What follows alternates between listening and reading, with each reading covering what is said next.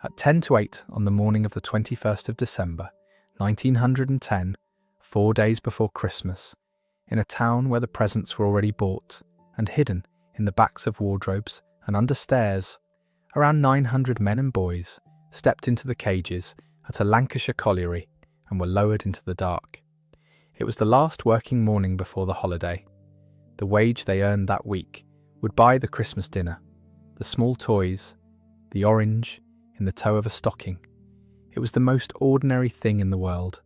Going down to earn it, 344 of them never came back up. There was no war that morning. There was no flood, no fire from the sky, no enemy at the gate. There was only a fall of rock in the darkness the day before, a pocket of invisible gas that had gathered where no one was watching, and a small lamp, the one device on Earth designed to keep a flame away from that gas, which failed at the worst possible moment. In a few seconds, in the seams beneath the fields of Over Hulton, an ordinary pre-Christmas shift became the worst mining disaster Lancashire has ever known, and the third worst in the history of Britain. It did not have to happen. That is the hardest part of this story, and the part that will stay with you. Every failure that led to it was named afterwards, in a courtroom in the town, over 14 days of careful testimony.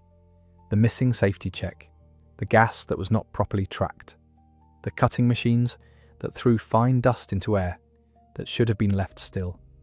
The men in charge were named, the corners cut were counted, and when it was all written down, when the last word of the inquiry had been spoken, no one was prosecuted.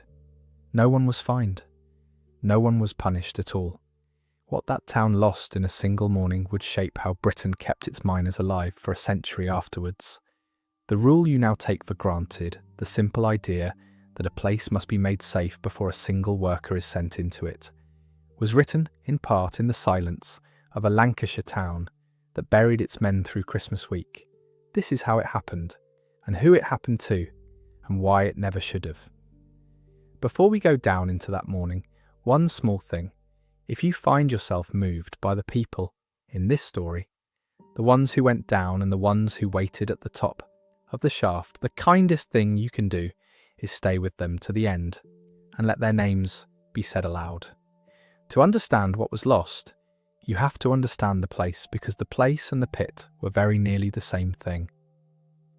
Westhoughton sits on the Lancashire coalfield, a few miles southwest of Bolton, in a landscape that in 1910 was stitched together by coal and cotton.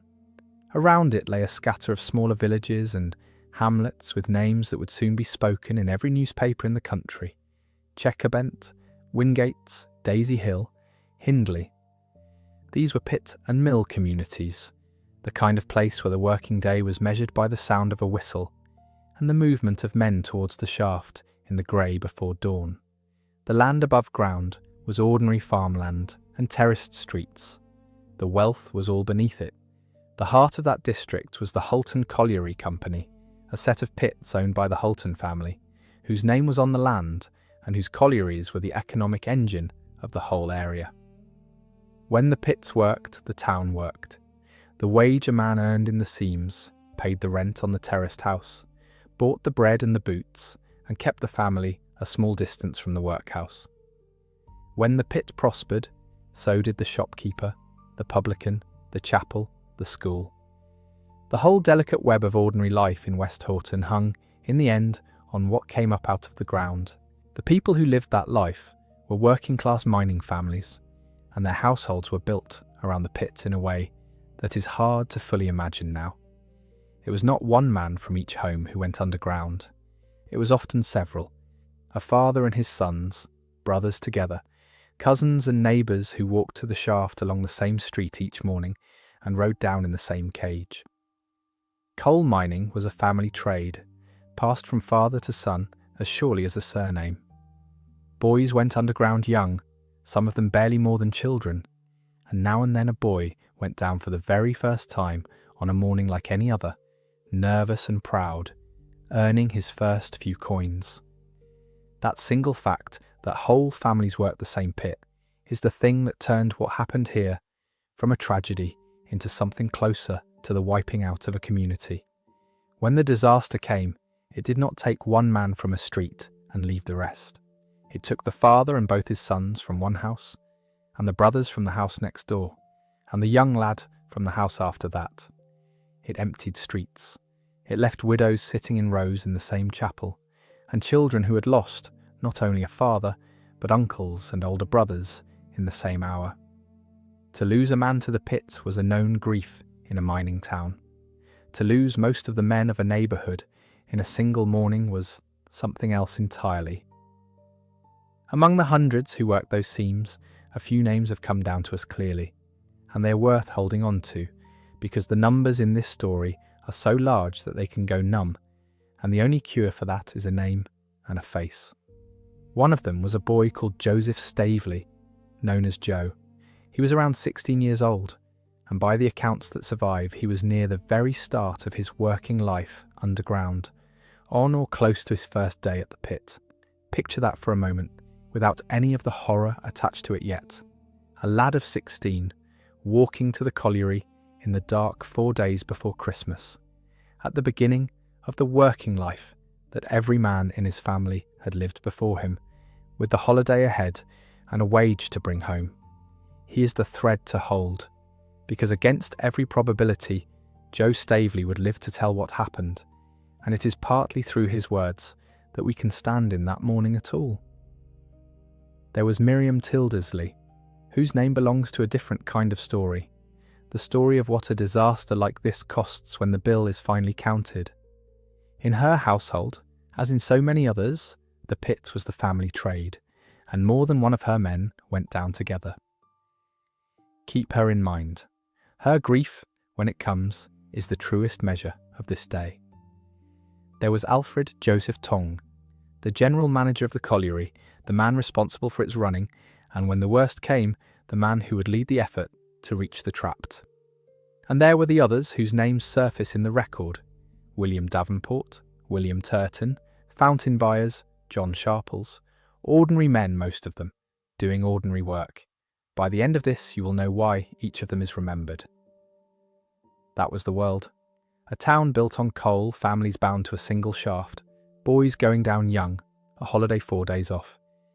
Now consider the thing at the centre of it, the pit itself, and how it was run. The colliery at the heart of this was Hulton Colliery's Bank Pit number 3, though almost no one in the district called it that.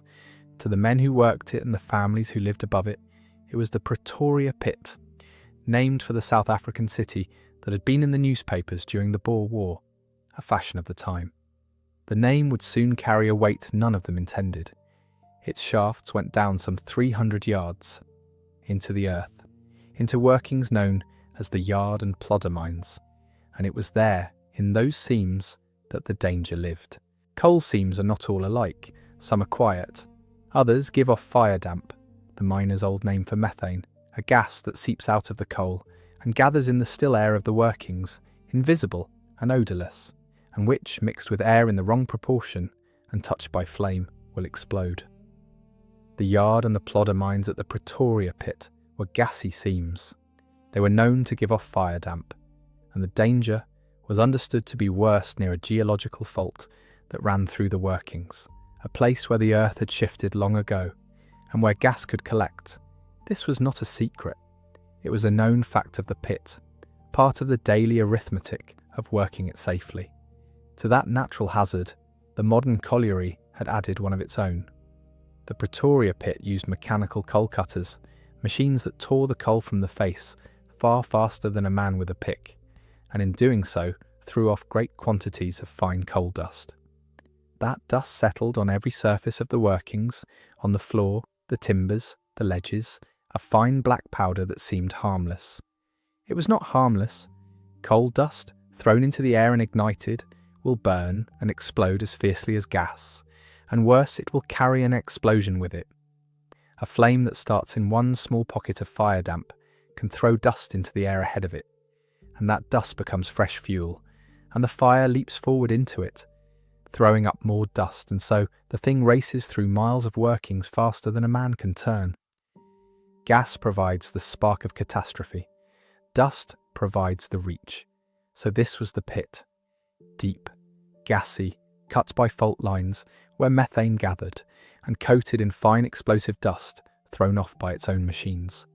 Its general manager was Alfred Joseph Tonge, and beneath him a structure of undermanagers and firemen, the officials whose job it was to hold back all of that danger by discipline and routine. Among them were men whose names would be read out later, some as the accused and some as the dead. An undermanager named Rushton, who was himself killed in the explosion, and another named John Bullough. The pit was governed by the law of the day, the Coal Mines Regulation Act of 1887, which laid down how a colliery was to be inspected and worked and kept safe. As it happened, that law was in the very act of being replaced. A new and stronger Coal Mines Act was passing through Parliament in the winter of 1910, even as the Pretoria Pit worked its last shifts before Christmas. The whole safety of a gassy pit rested in the end on one small object carried by nearly every man underground: the safety lamp. It is worth understanding exactly what it was and what it was meant to do, because this entire story turns on it. A safety lamp is a small flame, an ordinary source of light, but the flame is enclosed within a cylinder of fine wire gauze. The genius of it, worked out generations earlier, is that the gauze conducts heat away from the flame so quickly that the flame cannot pass through it.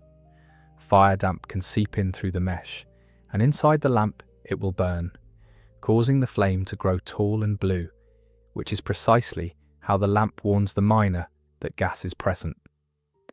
But the burning stays trapped inside the gauze.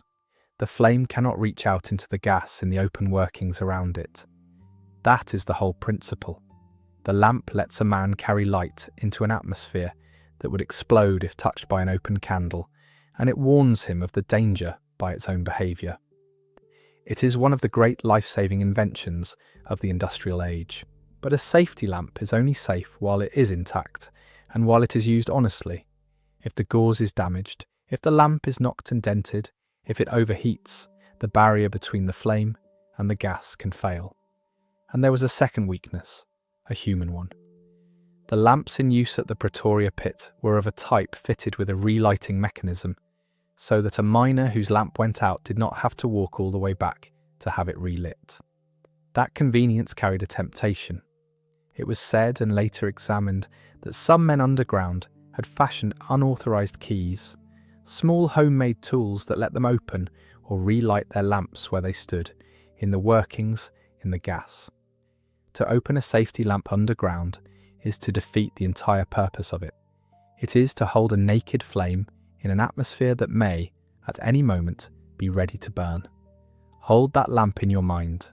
A pit known to be gassy, seams that breathed methane near a fault, fine dust from the cutting machines coating everything, and, threading through it all, the small enclosed flames the men carried, safe only so long as nothing went wrong with them.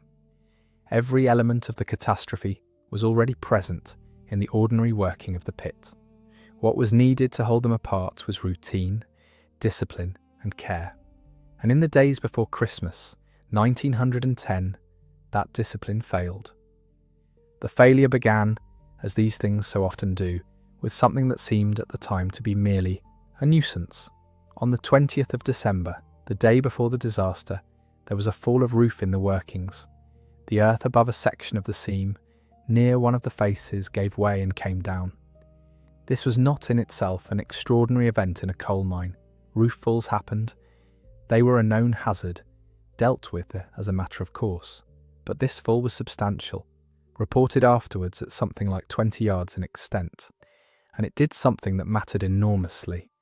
In opening up that void in the earth, it exposed fresh ground and opened a space into which fire damp could seep and gather.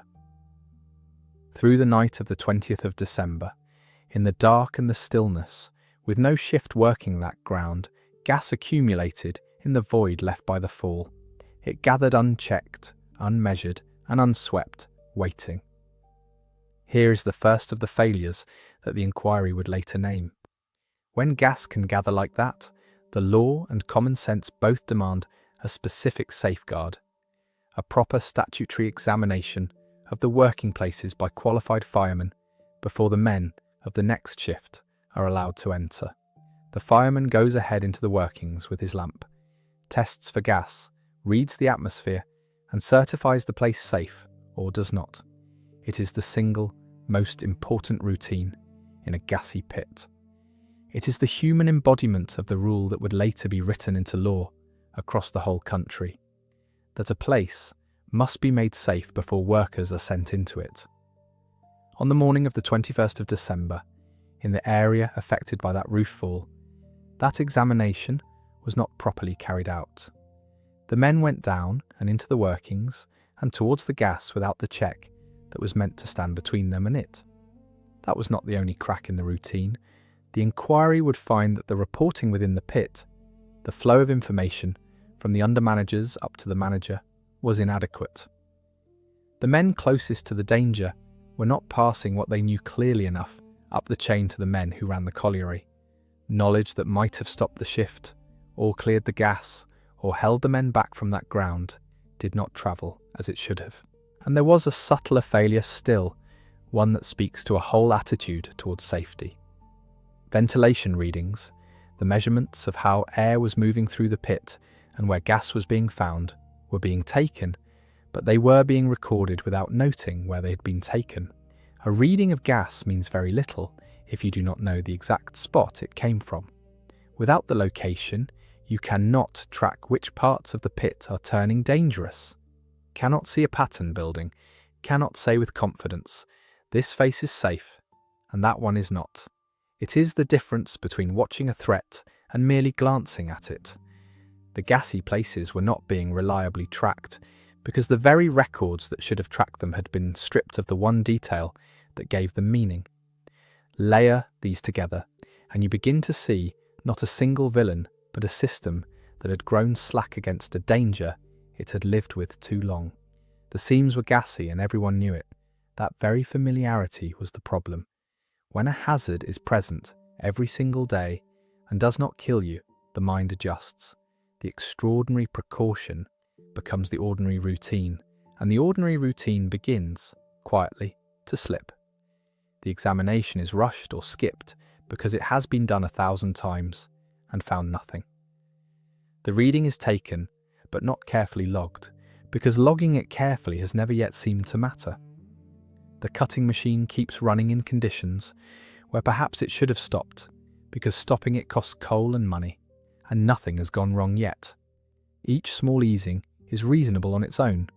Together, they dismantle the very defences that were keeping 900 men alive. That is the shape of the failure at the Pretoria Pit. Not one reckless decision, but a slow erosion of care around a hazard that demanded every single day more care than it was being given.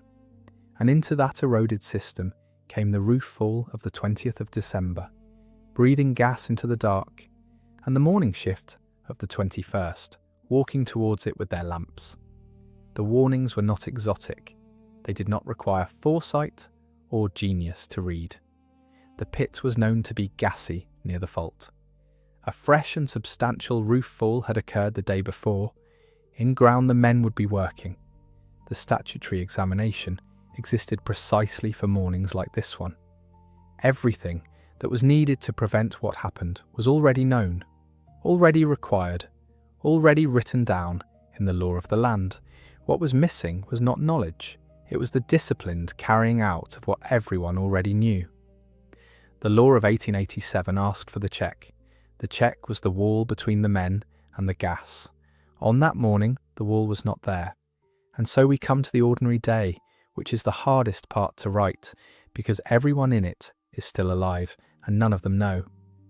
Consider the morning as those men and boys would have known it, stripped of everything we know is coming. It was cold, 4 days short of Christmas, the darkness of a Lancashire December that does not lift until well after the shift has gone down. In the terraced houses of Westhoughton and Checkerbent and Wingates, breakfasts were eaten by lamplight, snap tins were filled, and men and boys pulled on their pit clothes and stepped out into streets where their neighbours were doing exactly the same. There would have been talk of Christmas. The presents were bought, hidden away against small searching hands. This was the last shift, or nearly the last before the holiday. The mood of a working town on the edge of Christmas is a particular thing, a lightness under the ordinary labour, the knowledge that in a few days there will be a fire and a table and no whistle calling anyone anywhere. Around 900 men and boys went down that morning for the day shift. 900 is a number that means nothing until you make it into people. It is the male working population of whole streets. It is fathers and the sons who had followed them down, brothers who had learned the trade together, lads on their first winter underground.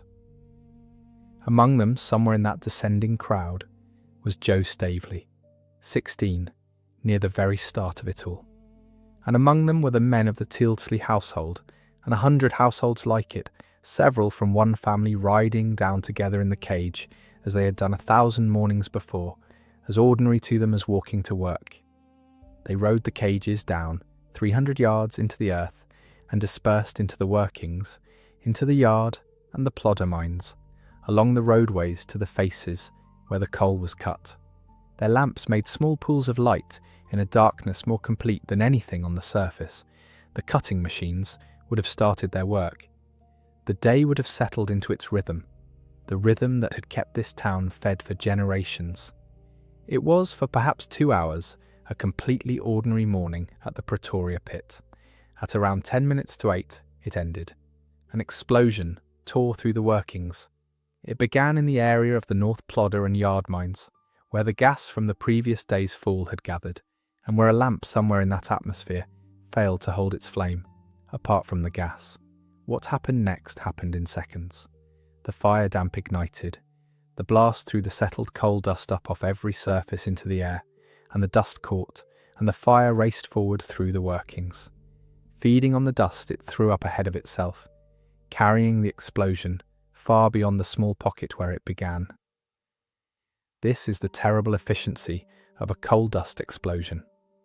A gas ignition that might have stayed local instead swept through the working faces of the pit, roadway after roadway, in far less time than it takes to describe. Joe Staveley would later describe the sound of it to a reporter from the Times, in words printed on the 23rd of December, 1910. It sounded, he said, like a cannon going off. It knocked him to the ground. He lay there, by his own account, for something like an hour.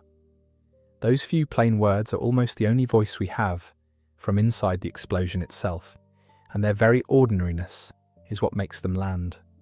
Not a description of horror. A boy knocked flat by a sound like a cannon lying in the dark, not yet understanding what had taken the world apart around him. The force of it did not stay underground. The explosion was heard and felt at the surface, and far beyond it, across the fields and the rooftops of the district. Alfred Tong, the general manager, was around 2 miles away when it happened, and he heard it. 2 miles. A sound that carried 2 miles through the winter air from 300 yards underground tells you without a single graphic detail the scale of what had just been released beneath Westhoughton. The great majority of the men and boys in the affected workings died in the explosion, and in what the miners called the afterdamp, the poisoned, oxygen-starved air that fills a pit after fire has burned through it, thick with carbon monoxide. That is the formal cause, stated plainly and once. Of the hundreds who had gone down that morning into those seams, only a very small number would come back to the surface alive. At the top of the shaft and across the town above it, the ordinary morning shattered into a different kind of day. Word of an explosion at a pit travels through a mining community with terrible speed. Women left their kitchens and their washing and came out into the streets, and the streets began to fill and to move in one direction, towards the Pretoria Pit, towards the headgear standing over the shaft.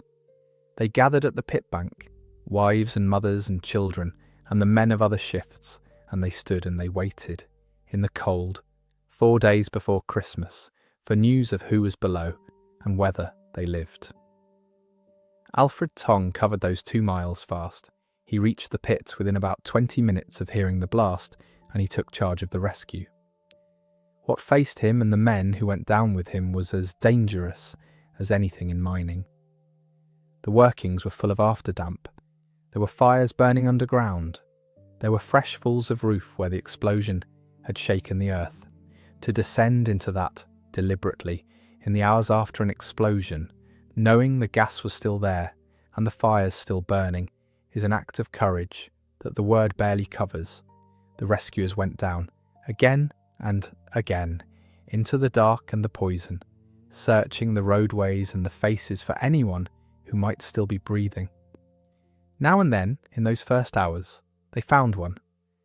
A handful of men were brought up out of the workings alive. Among them was Joe Staveley, the boy who had lain for an hour where the blast had thrown him, carried back up into the December daylight and the waiting crowd. Among them was William Davenport, who, like Staveley, would survive not just the rescue, but the days and years afterwards. And among them were men brought up alive, whose survival was measured only in hours. Fountain Byers was recovered from the pit still living, a husband and father, but the harm done to him was beyond what the medicine of the day could undo, and he died within about a day of being brought to the surface. John Sharples, too, was among those reached alive in the early searching. For every man carried up breathing, there were dozens who were not. As the hours of the 21st of December wore on, and the rescuers pressed deeper into the pit and found roadway after roadway of the dead, the hope that had held the crowd at the pit bank began to fail. There is a moment in every disaster like this when hope, which is the last thing a waiting family surrenders, is finally taken from them. Here that moment can be dated and very nearly quoted. His Majesty's Inspector of Mines for the district, an official named Gerard, gave his assessment of what the rescuers were finding below, and it was as bleak as words can be. There was, he said, not a single shadow of hope that there was a man in the pit alive.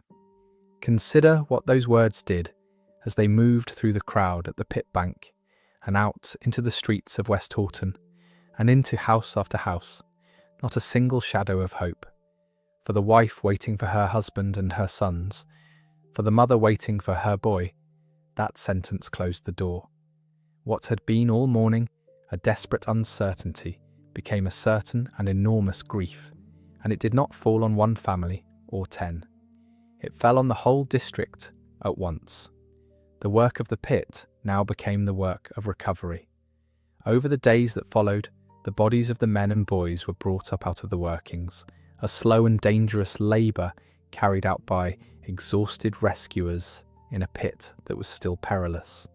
As the dead reached the surface, the grim business of identification began, evidence taken so that each man and boy could be named and given back to his family and buried.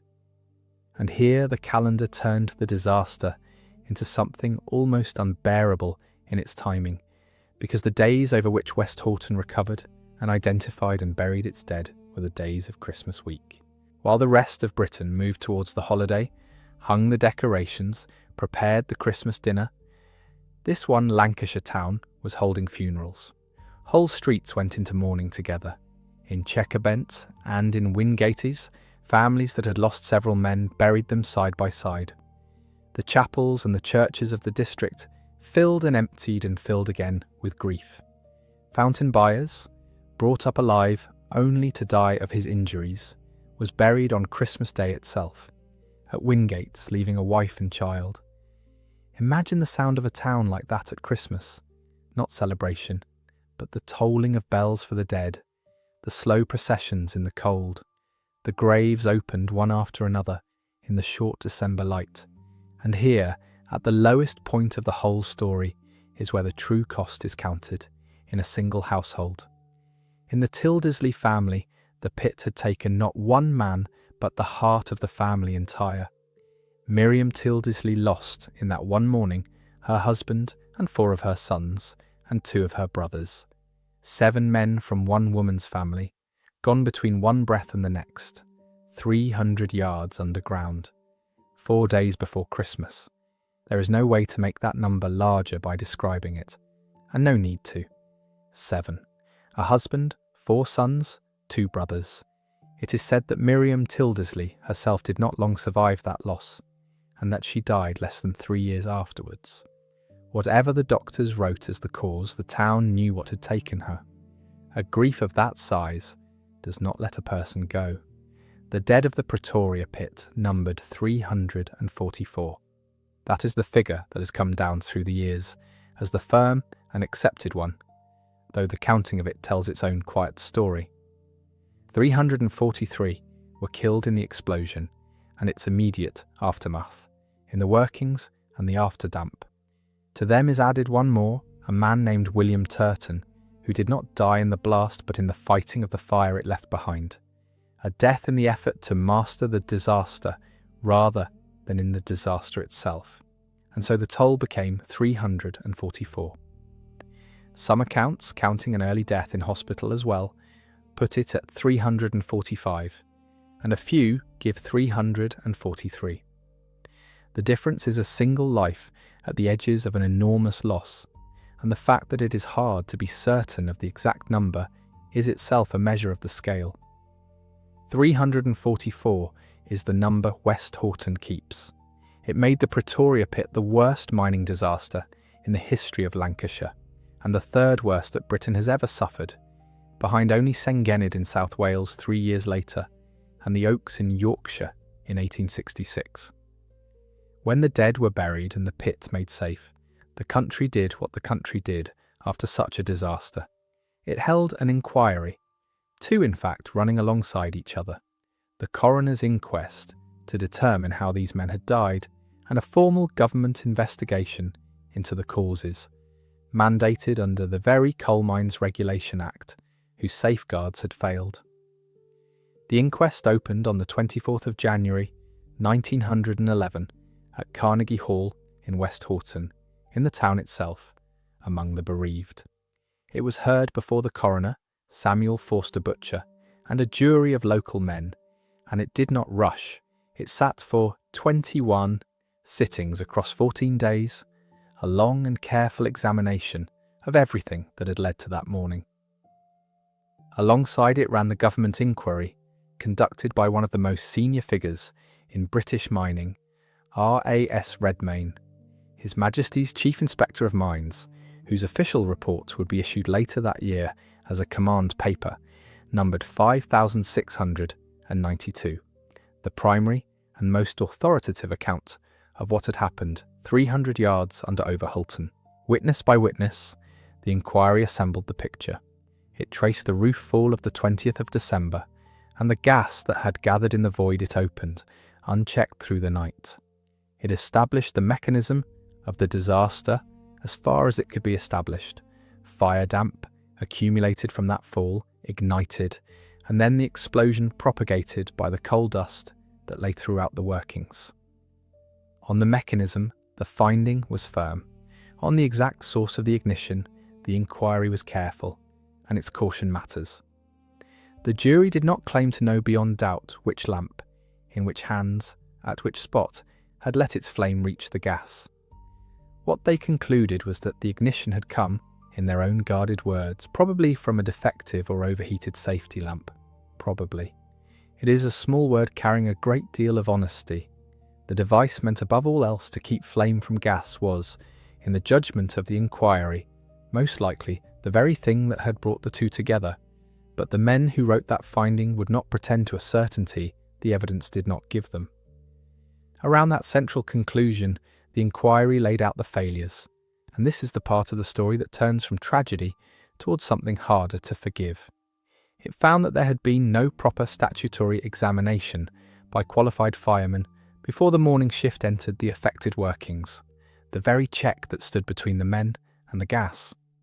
It found that the reporting from the under-managers up to the manager had been inadequate, that knowledge had not travelled as it should.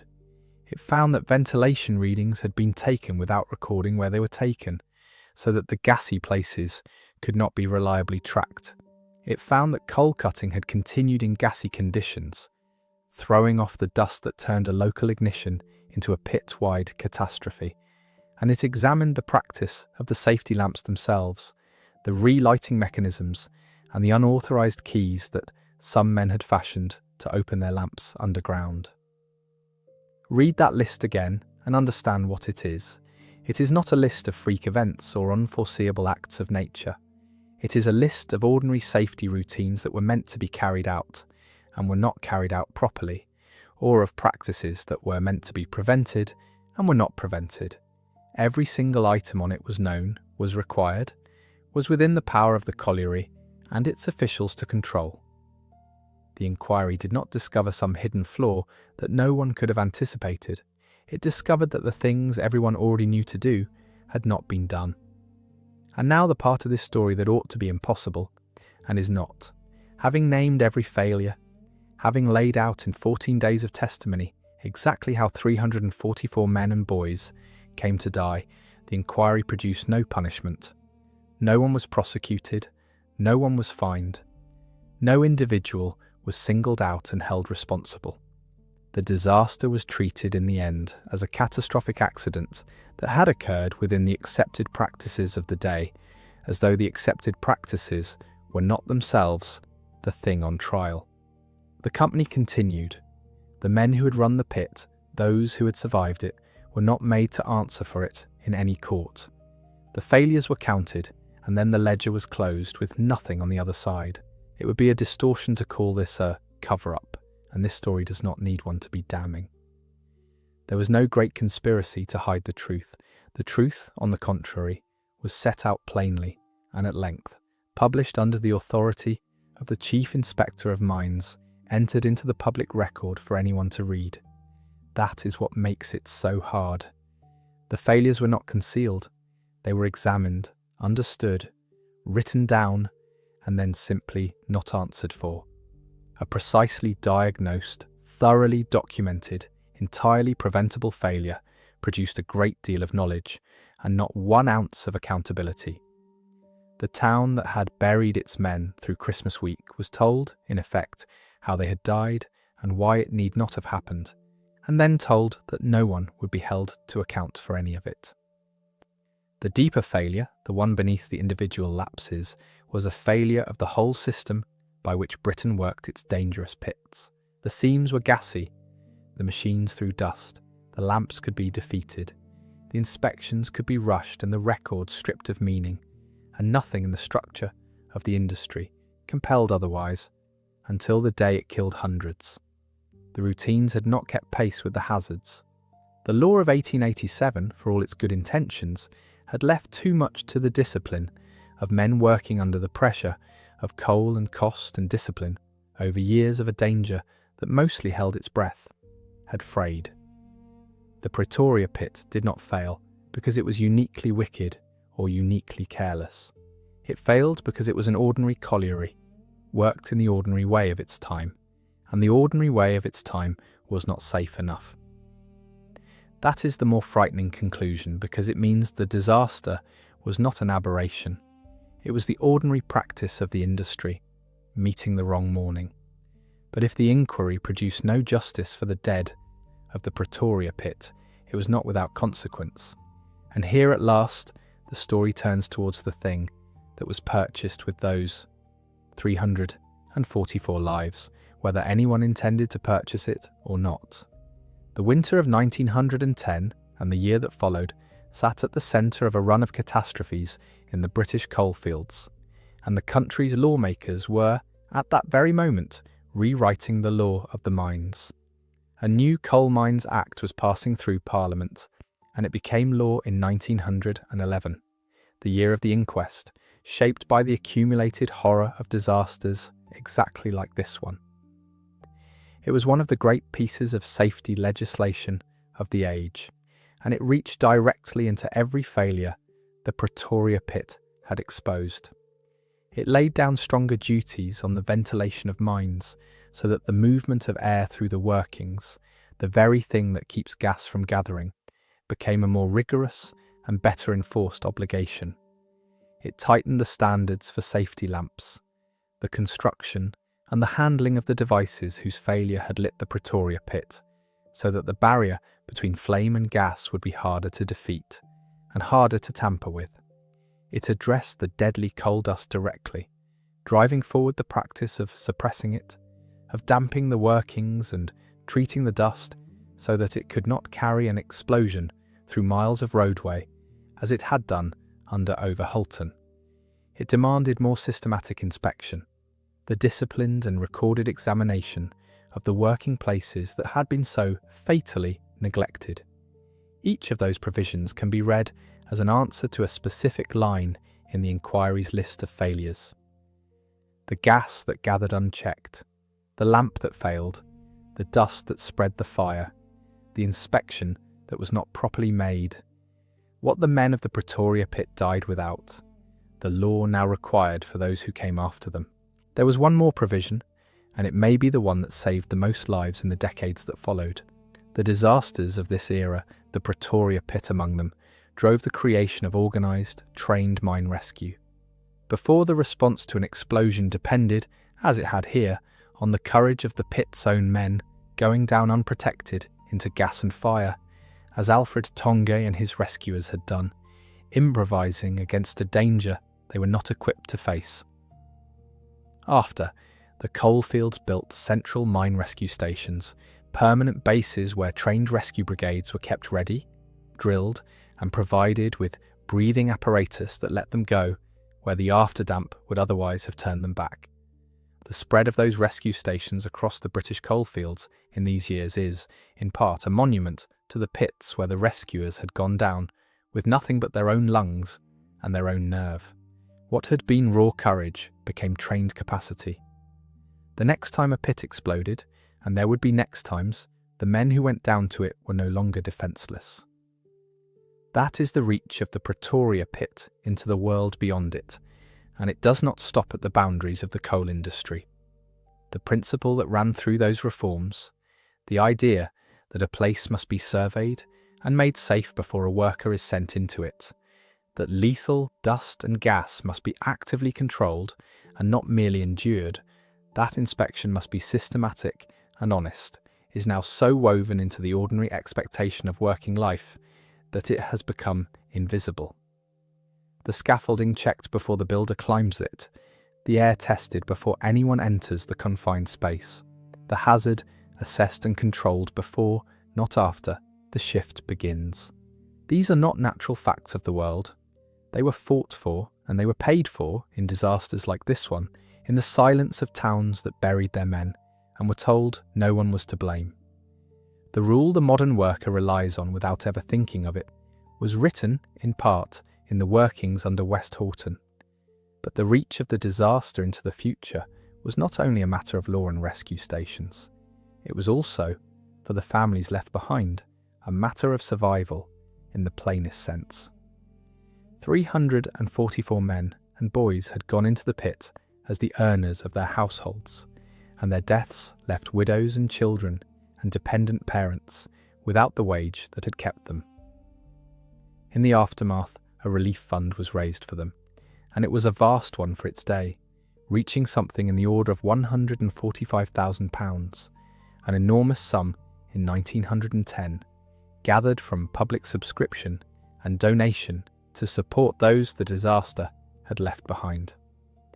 What is most striking about that fund is not its size, but its duration, because it measures the length of the shadow the Pretoria Pit cast over Westhoughton.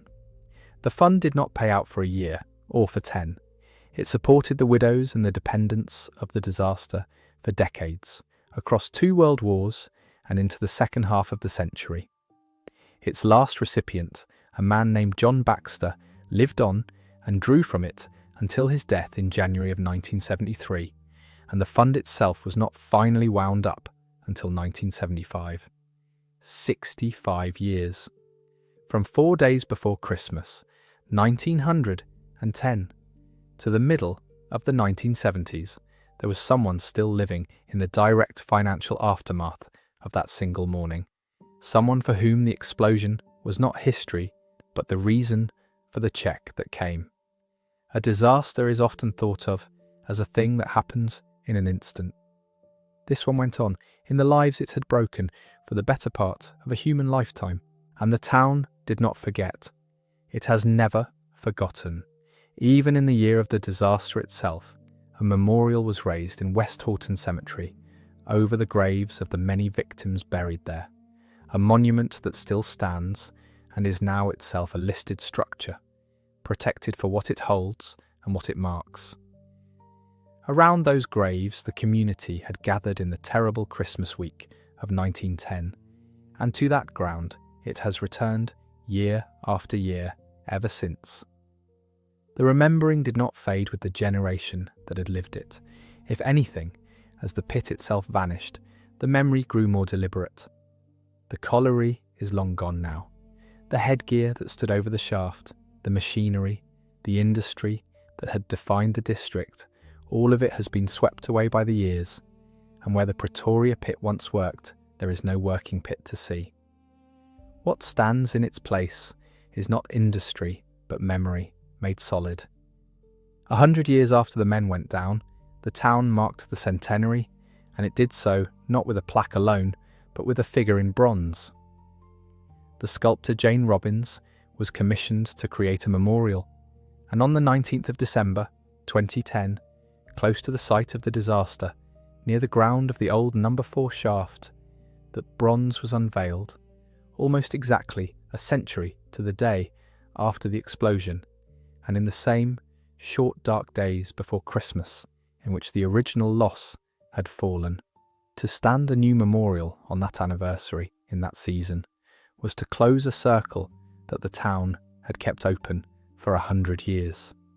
The people who gathered for its unveiling were, many of them, the descendants of the men named on it, families who had carried the story down through 4 or 5 generations and who continue to carry it now. For the memory of the Pretoria Pit is a living thing in Westhoughton, tended and renewed rather than merely preserved.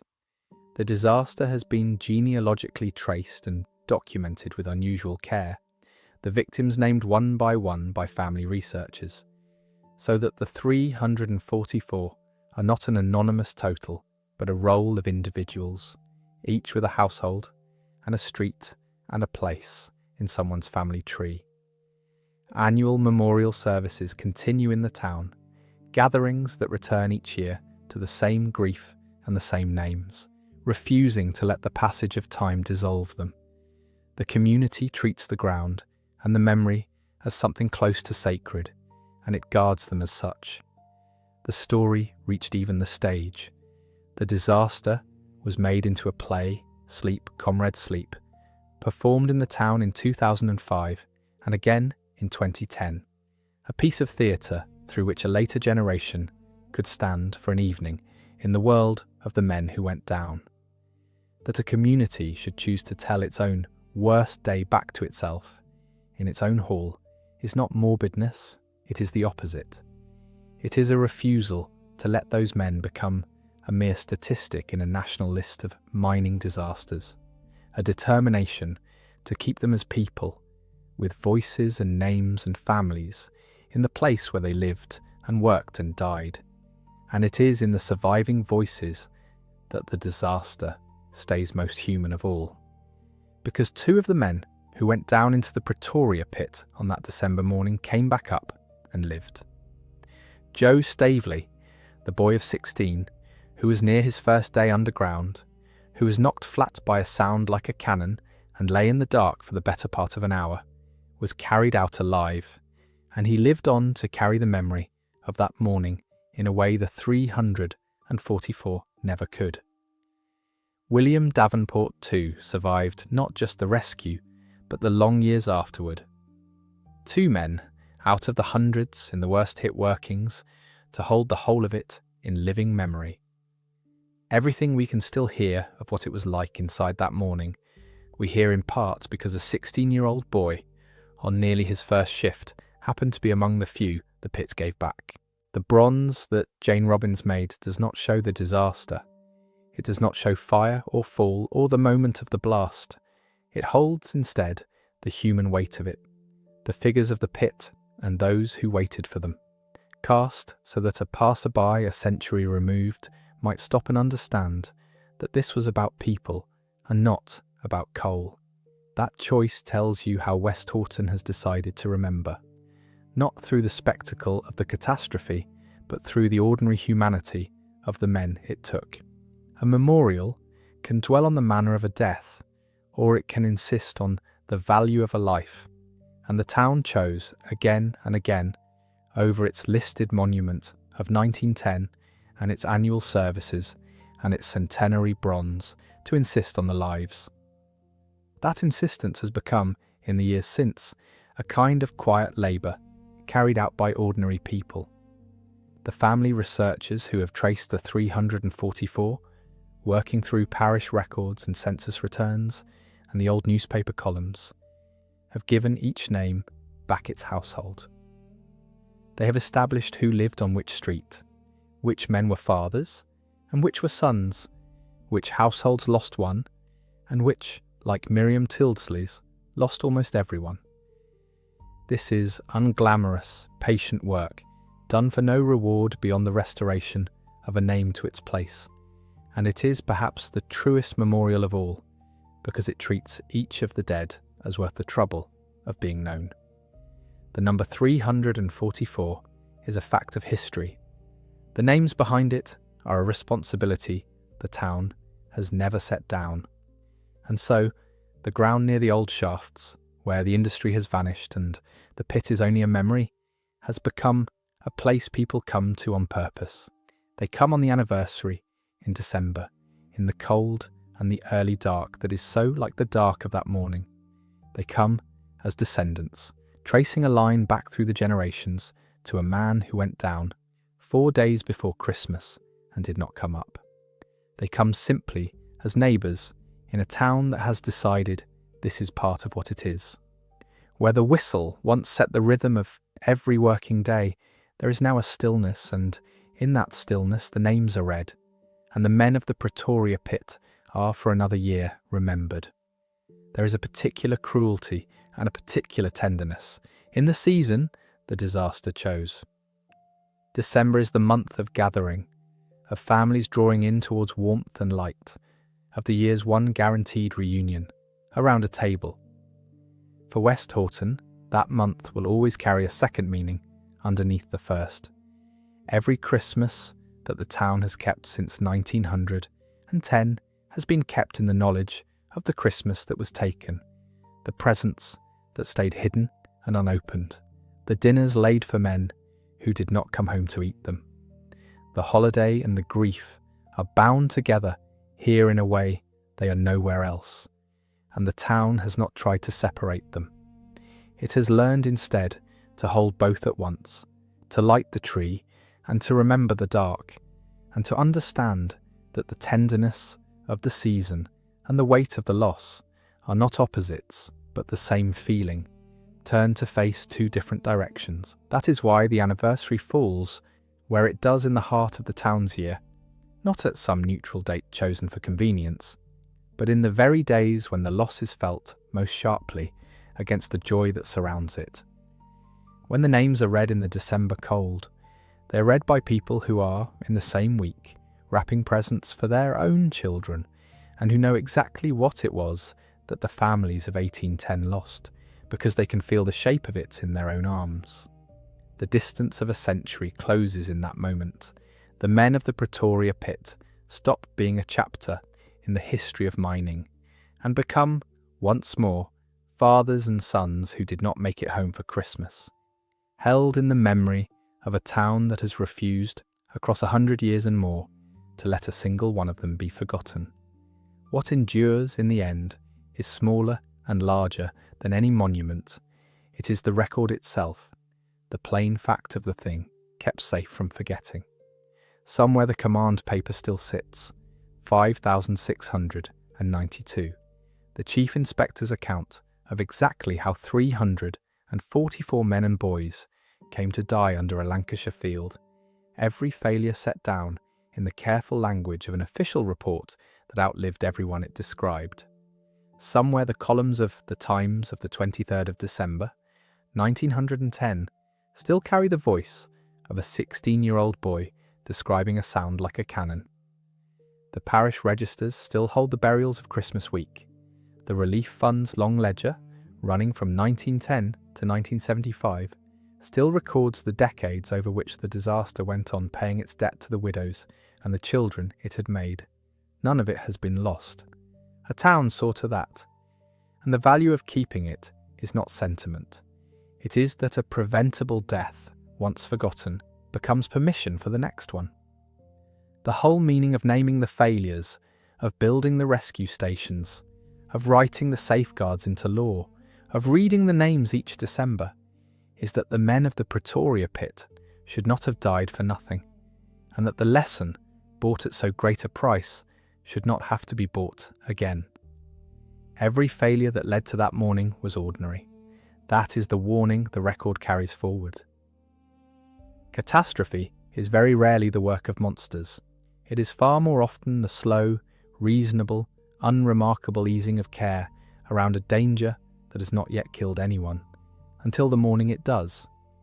At 10 to 8 on the morning of the 21st of December 1910, around 900 men and boys went down into the dark beneath Westhoughton to earn the wage that would buy their families Christmas. 344 of them never came back up. There was no war and no earthquake that morning. There was only a fall of rock in the night, a pocket of gas no one was watching, and a small failing flame.